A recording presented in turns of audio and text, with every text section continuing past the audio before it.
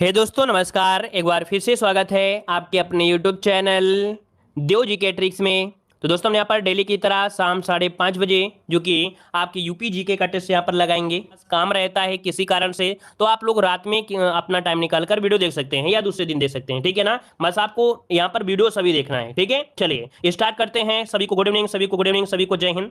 पहला क्वेश्चन आपके सामने दिया गया है, प्रयास करिएगा कि सोच समझ के आज जवाब दीजिएगा, ठीक है। पहला क्वेश्चन दिया है, उत्तर प्रदेश के किस प्राचीनतम भूभाग का हिस्सा है। उत्तर प्रदेश किस प्राचीनतम भूभाग का हिस्सा है। जो आपका उत्तर प्रदेश है ये किसका आपका कह सकते हैं हिस्सा है। चलिए तो देखिए ये है आपके गोंडवाना लैंड का है। ऑप्शन क्या बनेगा, डी नंबर इसका राइट हो जाएगा। गोंडवाना लैंड का हो जाएगा। हमने बताया था कि जो आपका अफ्रीका है वहां पर कुछ इस प्रकार से पृथ्वी थी, यहां पर बीच से अगर तोड़ेंगे तो ये अंगारा लैंड हो जाता है, ये गोंडवाना लैंड का होता है। ऊपर ये वाला जो पार्ट है या उत्तरी अमेरिका यूरोप हो गया, यहां से एक पार्ट टूटकर चला गया भारत के पास आ गया, वही आपका यहाँ पर गोंडवाना लैंड आपका होता है। तो ऑप्शन बने आपका डी नंबर। आगे बढ़ते हैं, उत्तर प्रदेश में भाबर की तंग पट्टी पाई जाती है, अर्थात उत्तर प्रदेश में जो भाबर पट्टी पाई जाती है वो कहां पर पाई जाती है।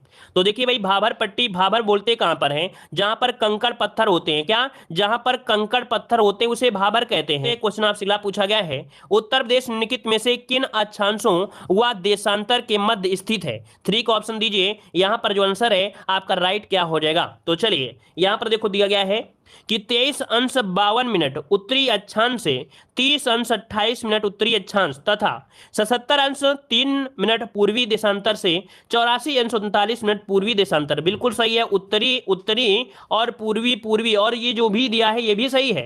मतलब ऑप्शन जो आपका है ए नंबर इसका राइट हो जाएगा। नोट कर लीजिए, अगर आपने नहीं पढ़ा है तो आज पढ़ लीजिए, इसका ऑप्शन बनेगा ए नंबर आपका राइट हो जाएगा। क्लियर हो गया है। और अगर पूछे कि लंबाई कितनी है, चौड़ाई कितनी है, तो उत्तर प्रदेश की यहाँ पर जो लंबाई ये है वो आपकी 650 किलोमीटर और इसकी जो चौड़ाई है वो आपकी 240 किलोमीटर, ठीक है। आगे बढ़ते क्वेश्चन आपसे अगला पूछा गया है, कह रहा उत्तर प्रदेश के दक्षिण में स्थित पठारी भूभाग को किस नाम से जाना जाता है। मतलब जो उत्तर प्रदेश है ये आपका मान लीजिए उत्तर प्रदेश आपका हो गया, तो इसका जो ये वाला पठारी भाग है इसको किस नाम से जानते हैं। तो देखिए भाई यहां पर जो आपका पठार है, बिंद का पठार, सतपुड़ा का पठार, बघेलखंड का पठार या बुंदेलखंड। तो बुंदेलखंड इसका ऑप्शन बनेगा आपका डी नंबर, क्योंकि यहां पर दक्षिण की बात किया है, दक्षिण में बुंदेलखंड का पठार होगा। आगे बढ़ते क्वेश्चन दिया गया है, उत्तर प्रदेश का कौन सा क्षेत्र आद्यकल्प की प्राचीनतम शैलों से निर्मित है। उत्तर प्रदेश का कौन सा क्षेत्र है जो आद्यकल्प की प्राचीनतम शैलों से निर्मित है।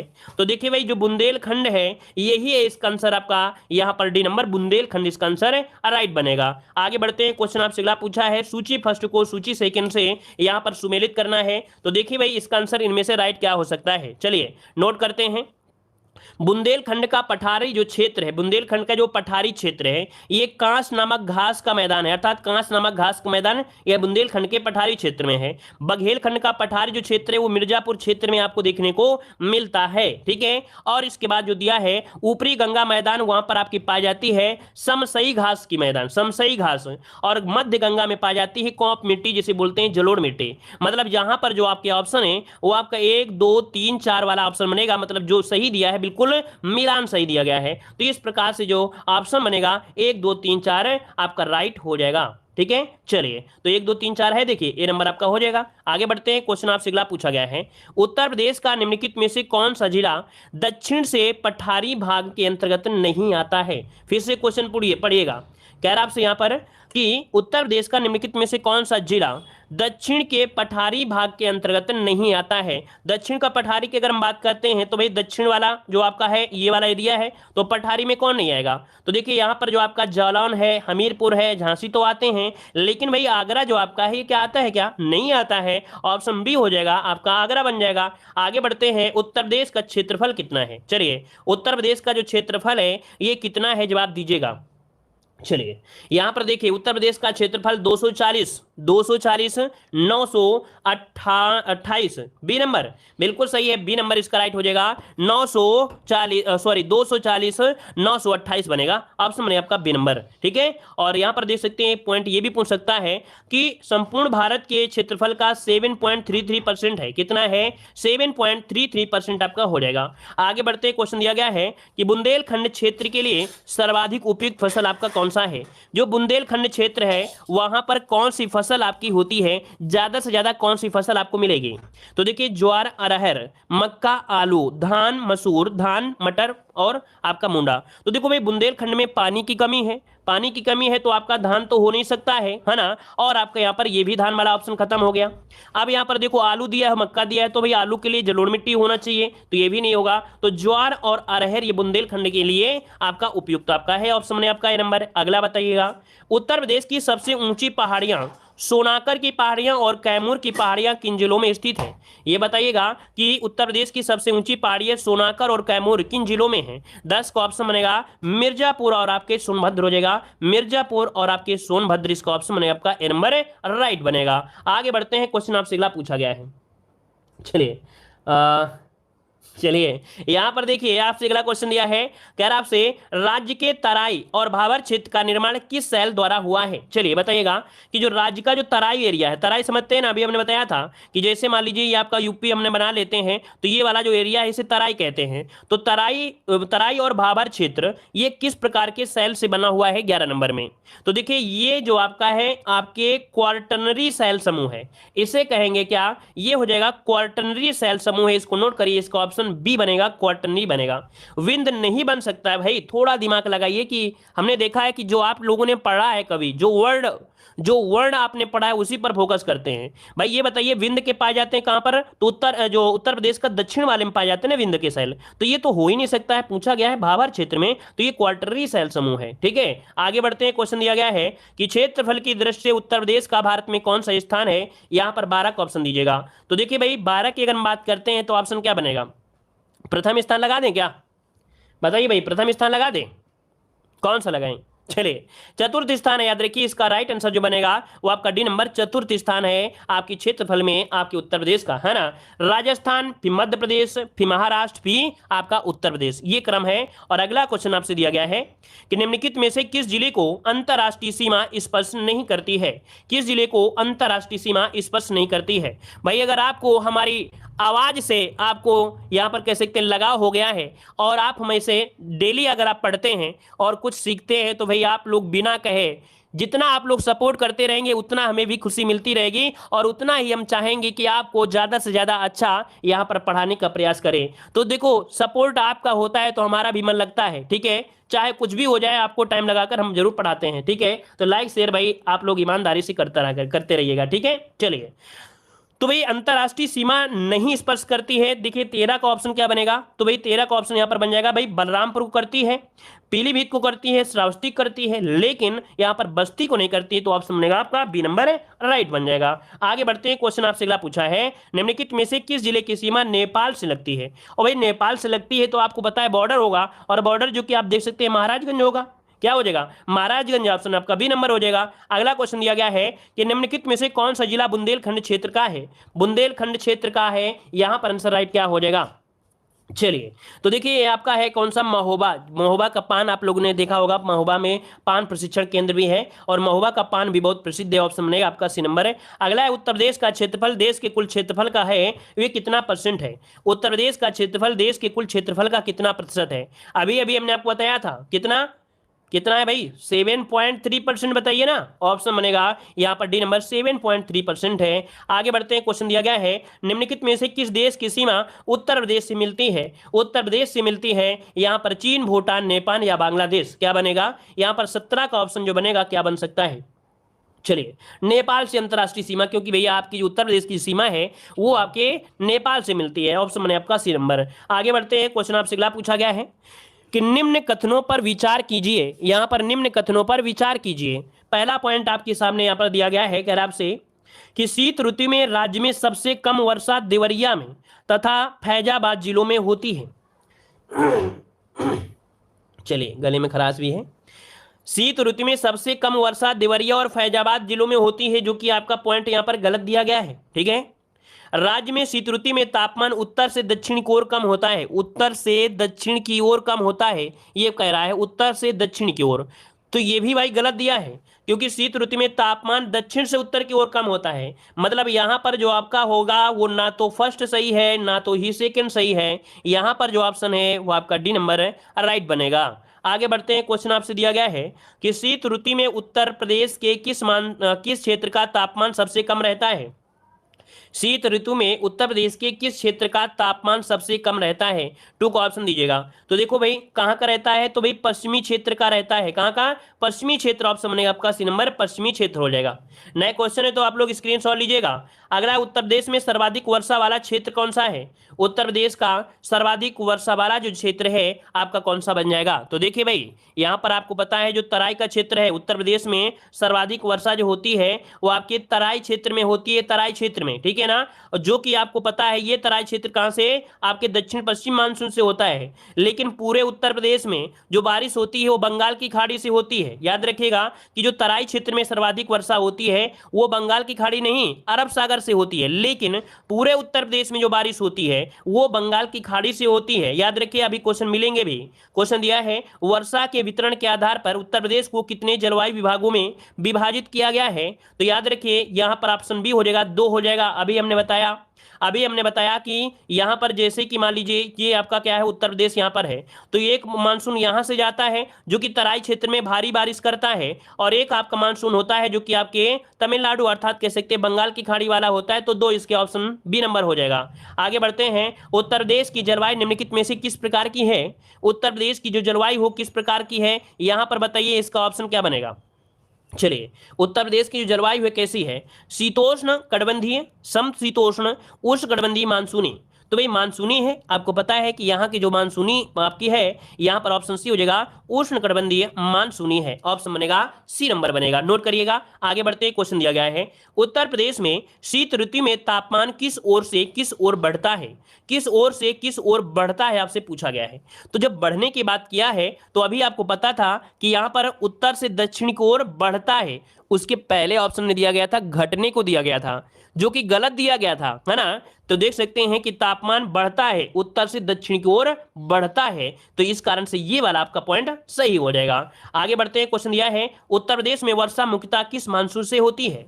7 का ऑप्शन दीजिएगा। उत्तर प्रदेश में वर्षा मुख्यतः किस मानसून से होती है, यहां पर जवाब दीजिए। आपका जवाब क्या हो जाएगा, 7 नंबर में जवाब दीजिए।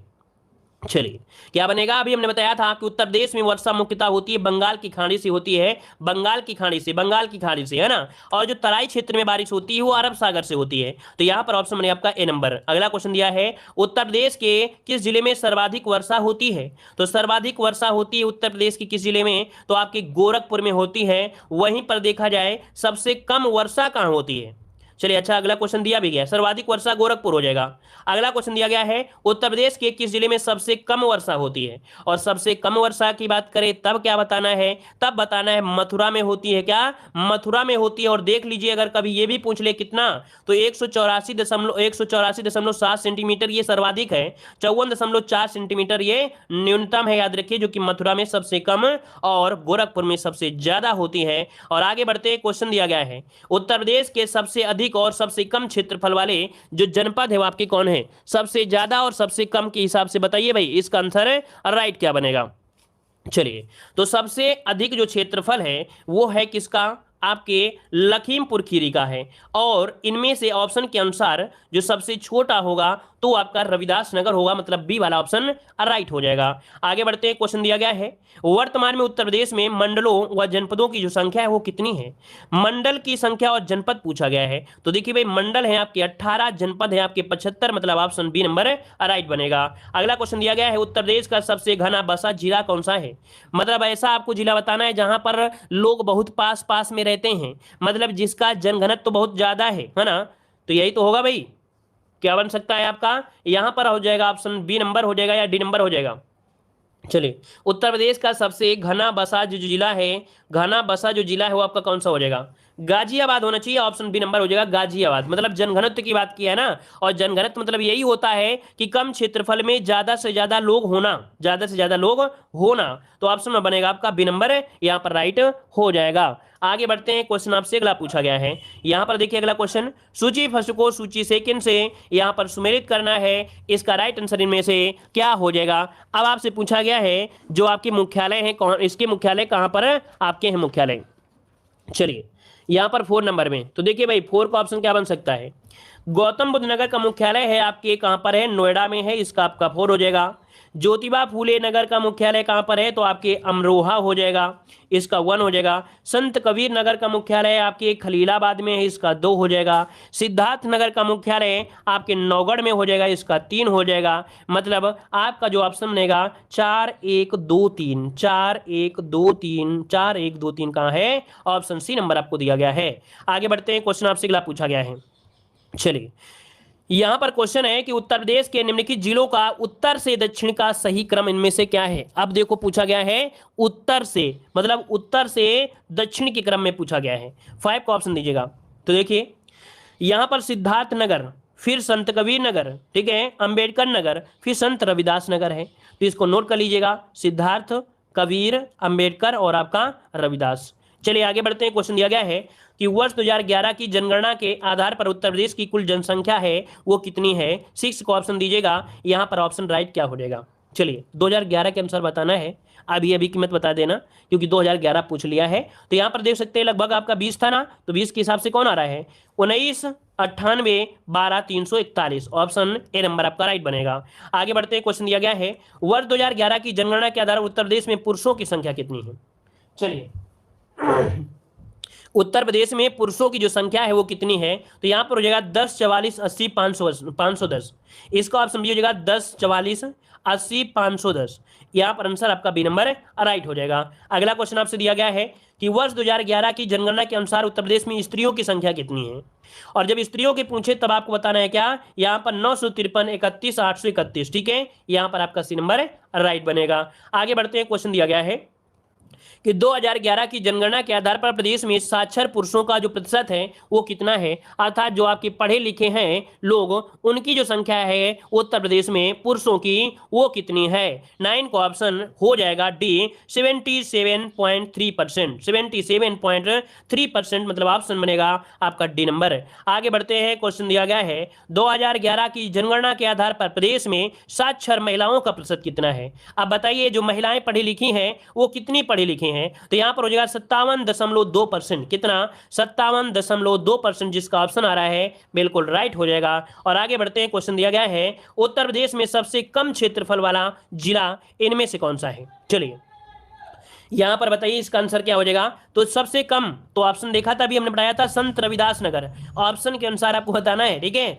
ऑप्शन हो जाएगा आपका डी नंबर है। अगला क्वेश्चन दिया गया है कि 2011 की जनगणना के आधार पर उत्तर प्रदेश में प्रति 1000 पुरुषों पर स्त्रियों की संख्या कितनी है।